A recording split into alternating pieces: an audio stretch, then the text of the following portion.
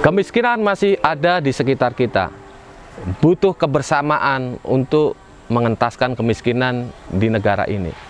Yogyakarta, tempat yang masuk dunia pariwisatanya, banyak gedung tingkat hotel mewah di sini. Di balik kemewahan itu semua, masih ada juga masyarakat yang hidup di bawah garis kemiskinan. Saya akan ajak Anda ke satu tempat di kota ini, di mana kelompok warga miskin itu tinggal. Kita akan menyaksikan bagaimana mereka hidup, bagaimana warga sekitar peduli kepada mereka, sehingga kehidupan mereka bisa lebih baik. Mari ikutin perjalanan saya.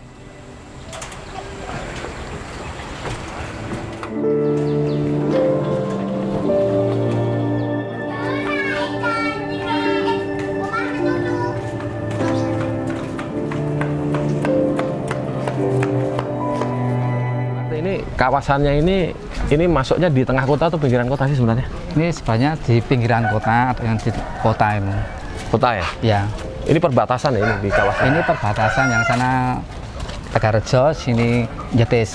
Jadi, ini ada berapa kakak ini Pak RT yang di warung miskin yang ada di sini? Di sini ada 6 warga binaan, 6 warga binaan. Salah satunya ini yang ke satu. Okay. Ini yang tempati Pak Hari ini. Oh. Ini kan baru sakit, orangnya bisa lihat dari jendela sini. Oh. Nah ini yang bapaknya sakit. Ini kan ditanggung sama YSS yang di Kolosani. Oh. Ini kan jantung. Jantung ya? Iya. Oh. Jadi mereka ini warga asli sini atau pendatang, Pak? Pendatang semua sini. Pendatang? Ya. Dari mana aja diantaranya? Ada yang Surabaya, ada yang Madiun, yang Panembahan. Kalau sebagian besar mereka itu kesibukannya apa, Pak RT? Itu pemulung semuanya. Pemulung ya? Ya. Oh, tapi di antara mereka ada yang warga asli sini? Ada warga asli 2. Ada 2 ya? Ya, KTP Jogja. Itu kronologinya gimana sih Pak? Mereka bisa sampai ke sini itu? Dia kan di jalan untuk seperti orang gelandangan itu. Dia ke Kolosani, ditampung sama YSS, dikasih pengarahan ya, di kampung itu ada aturannya gitu. Terus akhirnya mereka ditampung di sini? Ditampung di sini selama percobaan itu 3 bulan, dan selanjutnya 1 tahun tambah 1 tahun, jadi 2 tahun itu gratis. Oh, jadi 3 bulan itu dievaluasi gitu ya? Diawasi di masyarakat. Diawasi oleh masyarakat. Ya, jadi kelakuannya itu gimana, baik atau enggaknya itu nanti RT yang tahu dengan warga. Oh, jadi kalau kelakuannya baik, ini bisa berlanjut? Berlanjut. Oh gitu. Jadi mereka kalau sudah di sini nanti mereka semuanya fasilitasnya gratis ya? Ya, ini fasilitas gratis. Nanti di sini itu kan untuk nabung sama paternya itu. Jadi nabung itu sukarela, dia penghasilannya berapa, untuk makan itu berapa. Nanti udah di masyarakat dikasihkan. Ya udah selesai kontrak 2 tahun. Jadi bukan kontrak nih, menempati selama 2 tahun. Dulu awalnya itu pihak RT memiliki tempat ini atau disediakan oleh pihak lain? Dulu itu kan yayasan sini, jadi Yayasan Sugiyo Pranoto kan di kampung ini kayak ini dulu. Dulu kan nggak megah kayak gini, dulu kan masih tanah. Oh, terus kemudian dibuat rumah-rumah ya untuk kelompok belajar, ada rumah warga. Kalau mereka di sini itu gratis ya pertama ya? Itu gratis selama 2 tahun. 2 tahun. Itu sewa rumahnya gratis? Gratis. Tapi mereka kerja sendiri ya? Kerja sendiri kan untuk nabung. Jadi nabung di Kolosani, nanti paternya itu ke sini ada sarasian nabung berapa-berapa, udah selesai 2 tahun, dia mau hidup ke masyarakat, silahkan nanti uang dikembalikan. Oh, jadi dulu mereka ini sebenarnya orang yang hidup di jalanan, tidak punya rumah, kemudian ditampung oleh warga di sini, bekerja sama dengan ditampung dengan yayasan dulu. Yayasan dulu ditampung sampai sini. Ini loh tempatmu ini, kamu harus percobaan 3 bulan. Oh iya. Nah, dulu ada warga binaan dari sini. Itu kan nggak punya kakak, nggak punya apa-apa. Selama di sini saya ngontrak di tempat warga saya di RT 02. Saya nikahkan. Dari warga binaan sini dulu. Dinikahkan? Ya, itu udah 2 orang di sini. Rata-rata dari sisi usia mereka ini usia berapa Pak? Ya 40-an, ada yang 50-an, 70-an. 40-an. Ya. Tapi selama mereka di sini warga tidak ada masalah, Pak? Itu tidak ada masalah, malah kita mau membaur dengan orang yang kita butuhkan. Jadi mereka juga nyaman aja di sini. Ya. Nanti kan berbaur lah dengan masyarakat. Jadi biar tahu aturan, oh masyarakat aturannya kayak gini. Kan biasanya di jalan kan semua gue. Pak, ini kan mereka ada di garis kemiskinan ya, warga yang tinggal di sini nih. Itu bentuk kepedulian warga terhadap mereka apa Pak kalau dalam sehari-hari gitu?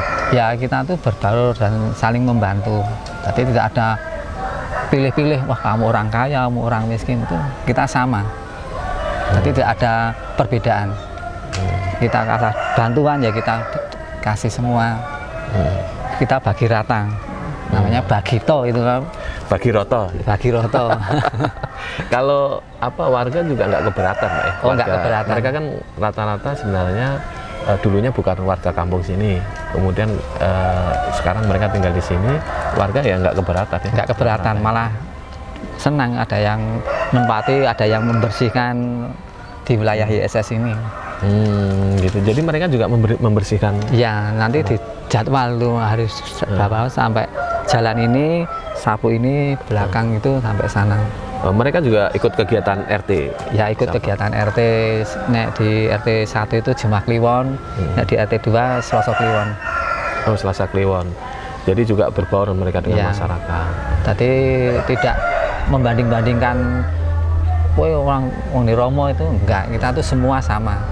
Pak, kalau mereka dalam menghadapi kehidupan sehari-hari kan biasanya kan mereka ada kesulitan-kesulitan, entah itu kesulitan kaitannya dengan kebutuhan dapur, tentang kesehatan kayak Bapak tadi itu apakah warga juga turut membantu gitu mereka atau warga tuh ya membantu ya, karena kayak ini Bu Kemidah kemarin mondok itu warga ya nilai ke sini.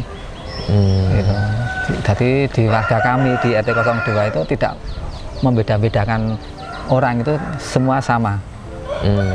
Kita kan punya pedulian orang miskin lah. Jadi kalaupun mereka dalam kondisi sakit, mereka nggak punya biaya juga membantu ya. Kalau adanya dia ikut BPJS itu gimana Pak? Yang kalau di ada kartu Indonesia Sehat itu ada yang ikut KIS, ada itu Bu Mita, Mbak Feti itu kan memang punya KIS di wilayah kota. Dibayar kota, pemerintah yang nanggung ya. Jadi warga kota Yogyakarta itu nggak punya KTP kota, itu otomatis sudah punya KIS. Kan di warga miskin yang di sini semua punya KTP kota semua ya? Ya sebagian. Sebagian. Ya. Jadi kalau yang sebagian nggak punya KIS dong? Ya kita kan bisa bantu nanti ke dinas sosial atau yang gitu. Dinas sosial selama ini ada komunikasi ke sini? Ada. Pak? Ada ya? Ada. Bentuknya apa mereka? Ya pengobatan kayak bapaknya tadi itu, yuk kayak Bu Midah ini kemarin kan dari dinas sosial yang mondok. Oh, jadi kayak bapak tadi itu dari pemerintah yang menanggung ya? Dari apa dana sosial? Pemerintah. Nanti di ISS juga membantu. Kesulitan mereka biasa yang mereka alami apa Pak? Setahu Pak RT biasanya? Ya, kesulitan itu biasanya kan cari nafkah ya Mas ya. Biasanya nafkah itu kan dia kan memulung lah, cari sampah di jalan-jalan, nanti ditimbangkan. Nah, sebagian untuk makan, sebagian untuk nabung di ISS itu. Jadi nabung itu uangnya nanti dikembalikan yang nabung. Oh, jadi dibantu lah ngelola uangnya ya? Ya, nanti udah 2 tahun uang dikembalikan. Biar kamu di masyarakat sudah bagus. Dia mau ngontrak di masyarakat di mana-mana, udah bagus. Oh, ada nggak sih Pak orang yang tinggal di perkampungan ini yang mereka binaan warga miskin itu, kemudian dia sudah berhasil lah, sudah lebih baik, itu ada nggak? Ada, salah Pak Indra contohnya itu di warga saya itu, dulu warga binaan sini, dia surat nggak punya, kakak nggak punya, nikah belum, waktu di sini habis 2 tahun, kontrak di tempat saya, di wilayah saya RT 02 itu. Saya cek itu kakaknya kok sendiri-sendiri, kok belum nikah. Kakak belum tahu waktu RT baru. Habis itu saya temui yang laki, yang perempuan ditemui Bu RT istri saya. Kok ini belum nikah ini? Saya nikahkan Pak, mau enggak? Ya mau Pak, kita urus sampai selesai, sampai kamu nikah ke KUA. Sekarang kehidupannya sudah lebih baik. Lebih baik, sekarang sudah dimarbot di Masjid Asop Jana Badra. Oh, jadi warga miskin yang ditampung di sini itu sebenarnya dibatasi waktunya ya, dari masa pembinaan ya sebenarnya? Iya. Sampai 2 tahun? 2 tahun. Nanti 2 tahun bisa bagus di kampung, nanti ngontrak di kampung, tahu aturan, tidak ada yang di jalanan. Jalanan kan biasanya kan, wah semua gue saya mati di pemerintah kan biasanya gitu. Ya di sini kan langsung bisa ke masyarakat. Pak RT, selaku tokoh masyarakat yang ada di sini, harapan Pak RT apa terhadap warga binaan gitu, yang mereka warga miskin, juga harapan Pak RT terhadap warga yang lain yang hidup di kampung ini? Ya, kan kita saling membantu dan membutuhkan bantuan apa untuk warga miskin itu malah senang. Biar maju, tidak dipandang dengan orang lain itu, wah kowe wong anu, itu semua sama. Tidak ada, Gusti Allah kan tidak ada kowe wong ngiri wong sugih, tidak ada, itu semua sama. Pak RT bisa antar saya ke warga binaan gitu? Bisa.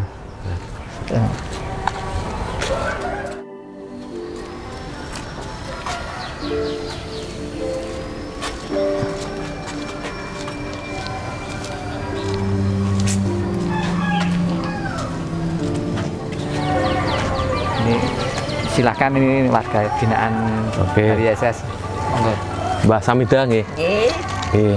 Baca kemarin kami dari wartawan Medsos ID berarti tanggal-tanggal Mbak. Mbak Samida, yuswani umurnya berapa? Umurnya lahiran 50 sekawan dan sekawan. Itu 70 tahun. Mbak Samida asli pundi? Nek lahiran Lurwoko ning kecil ten Yogyo. Teng Jogja nggih. Mbah, sudah berapa lama Mbah tinggal di Pingit nih? Tahun 87. Sejak tahun 87. Ya, sebelum. Mbak Samida itu tinggal sendiri di sini? Sekarang asa Pak anak, tapi mencar-mencar anak. Nek di sini sendiri. Sendiri. Anaknya berapa Mbak? 4. Kalau Mbak Samida sehari-hari kerjaannya sebagai apa ini kerjaannya? Enggak. Sudah enggak kerja nggih. Terus sehari-hari ini pripun? Anak nggih wonten mriki nggih. Ngasih makanan. Oh nggih ya. Kalau apa namanya tinggal di sini gratis nopo bayar nih? Gratis. Gratis. Iya. Mbak Samida dulu bisa diceritakan dulu ceritanya sampai tinggal di sini gimana? Balik dulu kan nyewa terus di atas, nyewa, habis nyewa nggak bisa meneruskan kan, udah di sini. Sudah berapa lama? 4 tahun. Terus sama motor minta berpanjang boleh sudah simbah di sini aja. Saya di sini selama hidup. Di Joro udah sampai aku mati di sini. Boleh ya. Cuma bersih-bersih dok, kegiatanku bersih-bersih dok. Kalau dari Simbah diperbolehkan khusus di sini selamanya. Jadi dulu tinggalnya di mana sebelum di sini? Atas RT 02. Oh, di RT atas. Oh, sekarang di sana ngontrak apa? Ngontrak dulu. Oh. Nggak bisa ngontrak atau terus saya turun. Oh, dulu ngontrak berapa itu di sana, Mbah? Nggak tahu nih. Nggih. 1 juta. 1 juta. Terus akhirnya nggak bisa bayar, nggak kerja, nggak bisa bayar tuh. Ya udah. Suruh ikut anakku nggak mau. Aku pengen sendiri. Oh, ya, nggak mau merepotkan anak? Ya. Ya anak melu enggak, saya sendiri aja. Selain ada nunggu pacar. Jadi kalau sekarang sudah memutuskan untuk tinggal di sini saja. Aku sudah senang di sini. Sudah senang ya. Kalau selama ini perhatian warga terhadap Mbah Samidah gimana? Ya bagus. Bagus. Aku kan kemarin aku sakit pondok. Jadi tunggu nanti ditunggu. Kasih makan. Sekarang gitu. Pengertian warna saya. Tapi aku nak ikut cara aku nggak mau. Pengennya aku sendiri. Tadi nggak apa-apa ya, tapi pengennya kok aku sendiri. Jadi aku butuh aku yo berini yo. Tapi untuk kebutuhan sehari-hari sampun cukup, Mbah nggih? Sampun. Simbah ada harapan nggak kepada warga nopo kepada pemerintah gitu, kepada warga yang tinggal di sini? Oh, gitu. Kadang ada sumbangan dari pemerintah itu dikasih. Oh, tetap dikasih nggih? Oh, ya, alhamdulillah. Kan ada itu loh. Uang apa itu dikasih sama teman-temannya dikasih. Oke. Nggih pun Mbah Samidah, terima kasih atas waktu ngobrolnya nggih. Matur nuwun.